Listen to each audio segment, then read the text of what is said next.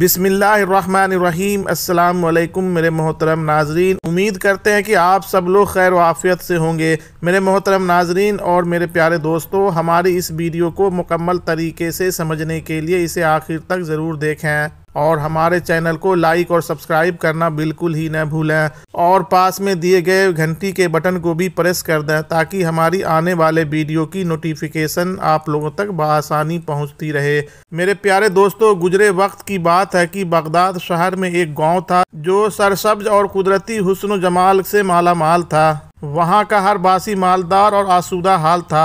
अल्लाह ताला की बेपनाह नेमत मौजूद थी, मगर इस गांव के लोग अपनी शान और शौकत और दौलत पर मगरूर क्या करते थे।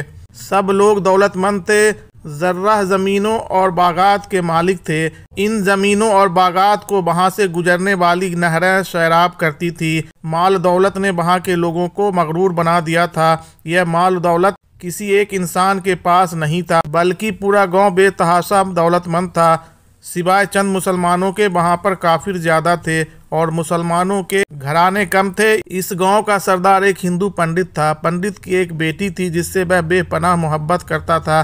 बेटी बहुत ज्यादा अनापरस्त और मगरूर थी। गांव में एक बस्ती मुसलमानों की थी जो कि बहुत गरीब थे और हिंदुओं के बागात में मेहनत मजदूरी करके अपना गुजारा करते थे। हिंदू मुसलमानों पर जुल्म और सितम करते और इससे जानवरों जैसा सलूक करते थे। पंडित की बेटी काले जादू की माहिर थी। वह अपना जादू मुसलमानों पर आजमाया करती थी। छोटी छोटी गलतियों पर उन्हें दर्दनाक सजाएं देती। अपने जादू से मुसलमानों को जानवर बना दिया करती थी। पंडित की बेटी मुसलमानों को मजबूर करती कि वह बुतों की पूजा करें। जब मुसलमान इनकार करते तो इन पर जुल्म और सितम करती। जब इसका जुल्म और सितम हद से बढ़ गया तो मुसलमानों में से एक बुजुर्ग शख्स ने अल्लाह रब्बुल इज्जत से दुआ की कि या रब्बे करीम, जो हमारी चंद एक नस्लें यहाँ बची हैं इनको तू बचा ले। इस पंडित की बेटी ने हमारा जीना दोभर कर दिया है। कोई भी हमारा मसीहा नहीं है, न दौलत है न जिस्मानी ताकत है। या अल्लाह, हमारे लिए कोई ऐसा मसीहा भेज जो न सिर्फ ताकतवर हो बल्कि इसकी बेटी को इसके जुल्म सितम से बाज रखे, वरना ये तमाम मुसलमानों का नामो निशान मिटा देगी और यहाँ कोई तेरा नाम लेने वाला न होगा। अल्लाह ताला ने इस बूढ़े की दुआओं को सुन लिया और हुआ यूं कि एक दिन अजीब वाकया रूनुमा हुआ। सरदार पंडित जंगल में सफर कर रहा था कि अचानक एक जहरीले सांप ने इसको डस लिया। वह बेहोश होकर वहीं जमीन पर गिर पड़ा। इसके साथ जो गुलाम और साथी थे उन्होंने जब अपने सरदार की यह हालत देखी कि एक जहरीले सांप ने इसे काट लिया है तो फौरी तौर पर इसे घर पहुंचा दिया। इसकी लड़की ने जब अपने वालिद की हालत देखी तो तबीब को बुला लिया। तबीब ने पंडित का बहुत इलाज किया मगर इसकी हालत दुरुस्त न हो सकी। इसी वक्त शहर में एक दरवेश की आमद हुई। दरवेश पंडित के घर के करीब से गुजर रहा था तो देखा घर के करीब बहुत से लोग जमा हैं। दरवेश इनके पास गया और एक आदमी से पूछा कि क्या मामला है, तो उसने कहा यहाँ एक सरदार को सांप ने डस लिया है और कोई भी तबीब इसका इलाज नहीं कर पा रहा है। उस आदमी ने दरवेश से पूछा कि तुम कौन हो, तो दरवेश ने कहा कि मैं मुसाफिर हूँ। यहाँ पर मजमा देखा तो खबरगिरी के लिए रुक गया, मगर मैं पेशे के एतबार से हकीम हूँ और अगर इजाज़त हो तो मैं तुम्हारे सरदार को देख सकता हूँ। हो सकता है कि वह मेरे इलाज से तंदुरुस्त हो जाए। वह आदमी दरवेश की हालत देखकर हंसने लगा और कहने लगा, आपने फटे पुराने कपड़े पहने हुए हैं और ज़ाहिरी हालत से मांगने वाले लग रहे हो। तुम इतने बड़े सरदार का इलाज करोगे? यहाँ मुल्क के मायानाब तबीब नाकाम हो चुके हैं, तुम क्या कर लोगे? हमारे सरदार तुम जैसे गरीब से अपना इलाज नहीं करवाएंगे। दरवेश ने कहा, अगर तुम चाहते हो कि तुम्हारे सरदार की जान बच जाए तुम मुझे अंदर आने की इजाज़त दो। वह कहने लगा, ठीक है, मैं अंदर से इजाज़त लेकर आता हूँ। वह अंदर गया और पंडित की बेटी से कहा कि एक गरीब आदमी आया हुआ है, हुलिये से फ़कीर लग रहा है लेकिन कहता है कि मैं पंडित का इलाज करूँगा और वह जहर जो तेज़ी से फैल रहा है इसको निकालकर फेंक दूंगा। वह कहने लगी, ठीक है, उसको अंदर बुला लो। जब दरवेश घर के अंदर आया तो देखा पंडित जहर की वजह से तड़प रहा है। दरवेश पंडित के पैरों की जानिब आया जहां पर सांप ने डसा था। दरवेश ने इस जगह पर थूक दिया और फौरी तौर पर वहां से भाग गया। पंडित के सारे आदमी और बेटी फिक्रमंद हो गए कि यह कौन दीवाना था की कमरे में आया और इलाज करने की बजाय इस जगह पर थूक दिया जहां पर सांप ने डसा था और भाग गया।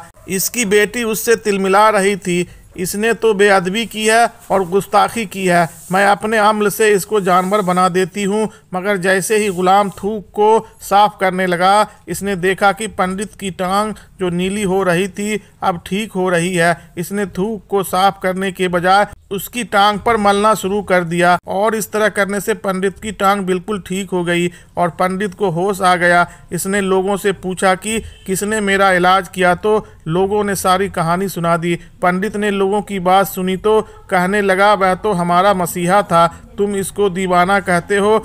वह किस तरह यहाँ से चला गया, इसको मेरे पास लेकर आओ। इसने तो हम पर बहुत बड़ा एहसान किया है और हम उसके एहसान का बदला ज़रूर चुकाएंगे। पंडित की बेटी इसको खामोशी से देख रही थी। इसके सारे दरबार और सिपाही दरवेश को ढूंढने के लिए निकले। वह लोग चारों तरफ फैल गए लेकिन कहीं पर इनको दरवेश ना मिला। मगर जब जंगल में दाखिल हुए तो देखा एक दरख्त के नीचे एक आदमी इबादत में मशरूफ़ है। वह गौर से इस दरवेश को देख रहे थे कि वह क्या कर रहे हैं। हम लोग तो अपने बुतों के आगे हाथ जोड़ते हैं, यह तो न जाने किसको सजदा कर रहा है। खैर, पंडित का हुक्म था। फौरी तौर पर दरवेश को पंडित के पास लाया गया। पंडित ने कहा, आप कौन हैं और कहाँ से आए हैं? सबसे पहले तो मैं गुस्ताखी की माफ़ी चाहता हूँ कि मेरे लोगों ने आपकी बहुत बेइज्जती की, लेकिन आपकी वजह से आज मैं ज़िंदा हूँ। हम गुनहगारों की आंख आपको पहचान न सकी, जिसके लिए मैं बहुत मुआज़रत चाहता हूँ और इससे इल्तिजा करता हूँ कि आप इसको माफ़ कर दें और आपसे इल्तिजा है कि आप ये घर और अरबी घोड़ा कबूल कर लीजिए। दरवेश ने मुस्कुराकर पंडित की तरफ देखा और कहा, यह घर और घोड़ा बहुत कीमती है। मैं इस घर में इस घोड़े के साथ क्या अकेला रहूँगा? पंडित ने कहा, आप फिक्र न करें, घोड़े के साथ आपको खिदमतगार भी दिए जाएंगे। दरवेश ने बोला, इतने नौकर चाकर और माल दौलत के साथ क्या मैं घर में तन्हा रहूँगा? पंडित बोला कि हुजूर, आप मेरे मोहसिन हैं, आपने मेरी ज़िंदगी बचाई है। वह मेरी बेटी आपके सामने है। मैं अपनी बेटी की शादी आपसे करवा दूंगा, लेकिन मेरी एक शर्त है कि जो कुछ मैं आपको दे रहा हूँ इसके बदले आपको अपना मज़हब छोड़ना होगा। मेरे ख़ास मुलाजिम ने आपको इबादत करते हुए देखा है। हम बुतों के आगे सजदा करते हैं, इनकी इबादत करते हैं और आप जिसके आगे सजदा कर रहे हैं वह आपका खुदा है और आप मुसलमान हैं। मैं आपसे गुजारिश करना चाहता हूं कि यह सब कुछ ले लें और अपने मज़हब को छोड़ दें। क्या आप ऐसा कर सकते हैं? दरवेश पंडित से बोला, आप अपना यह घर, घोड़ा, नौकर चाकर और अपनी बेटी सब कुछ अपने पास रखें। मैं इसी हालत में खुश हूँ कि मैं एक मुसलमान हूँ। इन तमाम नेमतों को मैं ठुकराता हूँ। जान तो दे दूंगा मगर अपना मज़हब नहीं छोड़ूंगा। जिस रब ने मुझे पैदा किया, इस रब को छोड़कर मैं आपके पास कैसे आ जाऊं? वह भी सिर्फ इन चंद पैसों के लिए, इन दुनियावी फ़ानी चीज़ों के लिए हरगिज नहीं। मुझे तो आखिरत की ज़िंदगी चाहिए और वह सब तो मुझे जन्नत में मिल ही जाएगा। इसलिए मैं अपनी दरवेशी में ही खुश हूँ। अल्लाह ताला ने जिस मकसद के लिए भेजा है बस वह मकसद पूरा हो जाए। यहाँ के मुसलमानों पर बहुत जुल्म हो रहा है, बस इन्हीं के लिए मसीहा बनकर आया हूँ। यह कहकर वह जाने लगा तो पंडित ने दरवेश को रुक जाने को कहा और कहने लगा कि मैंने माल के ज़रिए आजमाया पर तुमने मज़हब को छोड़ने पर राज़ी न हुआ। अगर तुम यही सब करने आए हो तो हम तुम्हें ऐसा करने नहीं देंगे। क्या तुम जानते नहीं हो कि हम कितने ताकतवर हैं और मेरी बेटी अपने अमल में इतनी माहिर है कि तुम्हें यहाँ पर खरे खरे जंगली जानवर बना सकती है। फ़कीर ने कहा, इसने तो जानवर बहुत से कमज़ोर लोगों को बनाया है, यह मुझे बनाकर दिखाए तो बात है। इससे पहले कि पंडित अपनी बेटी को मशवरा देता कि बेटी इस पर वार करो, दरवेश ने जादूगरनी पर एक फूंक मारी और वह इसी वक्त एक बहुत बड़ी छिपकली बन गई और दरवेश के आगे कुछ न कर पाई। वह दरवेश के करीब आने लगी और अपना जहर उन पर फेंकना चाहती थी, मगर दरवेश जानता था कि वह क्या करने वाली है। इसी वक्त उन्होंने उसके मुंह पर थूक दिया। थूकने की देर थी कि वह जलने लगी, जिससे इसका चेहरा पिघलने लगा। करीब था कि इसका पूरा जिस्म जलकर राख हो जाता। पंडित दौड़ता हुआ आया और दरवेश के कदमों में गिर गया और माफ़ी मांगने लगा और कहने लगा, हुजूर इस गुस्ताखी के लिए मुझे माफ़ कर दें। मैंने सच में आपको बहुत कमज़ोर समझा। अगर मेरी बेटी ठीक हो जाए तो मैं सच कहता हूँ कि यहाँ जितने भी लोग मौजूद हैं वह सब मुसलमान हो जाएंगे। दरवेश ने कहा, नहीं, मैं तुम सबको अपने दीन में शामिल करने के लिए यह सब कुछ नहीं कर रहा, बल्कि तुम लोग जो मुसलमानों पर जुल्म करते हो इस जुल्म को ख़त्म करना चाहता हूँ। हमारे दीन में जबर नहीं है। अगर तुम्हारी बेटी इंसान बनकर रहेगी और किसी को कोई तकलीफ़ नहीं देगी तो इसको उसकी असली हालत में लाने के लिए मैं खुद अल्लाह ताला से दुआ करूँगा।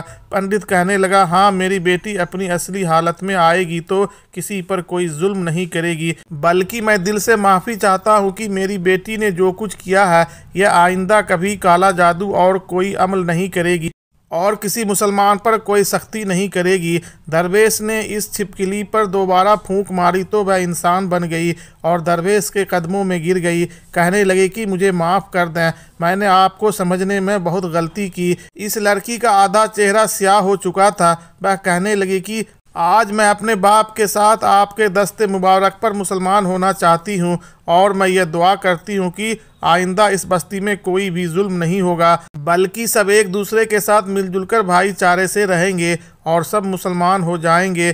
तो यूँ एक अल्लाह वाले के हाथों पंडित और उसकी बेटी ने इस्लाम कबूल कर लिया और फिर पंडित ने दरवेश से अपनी बेटी की शादी कर दी और इस बस्ती में अमन व अमान कायम हो गया। कल तक जो गुरूर करते थे आज वह तमाम लोग आजिज़ी का पैकर बन गए। आखिर में अल्लाह ताला से दुआ है कि अल्लाह ताला हमें नेक आमाल करने और बुराई से बचने की तौफीक अता फरमाए। आमीन या रब्बुल आलमीन। मोहतरम नाज़रीन इकराम, उम्मीद है कि आपको ये वीडियो पसंद आई होगी और अगर आपको ये वीडियो पसंद आई है तो कमेंट बॉक्स में अपनी राय का इजहार ज़रूर से ज़रूर करें और हमारे चैनल को लाइक और सब्सक्राइब करना बिल्कुल ही न भूलें और इस वीडियो को अपने दोस्तों और रिश्तेदारों में ज़्यादा से ज़्यादा शेयर करें ताकि उन लोगों तक हमारी आने वाले वीडियो बआसानी पहुंच सके। अस्सलामु अलैकुम, अल्लाह हाफिज़।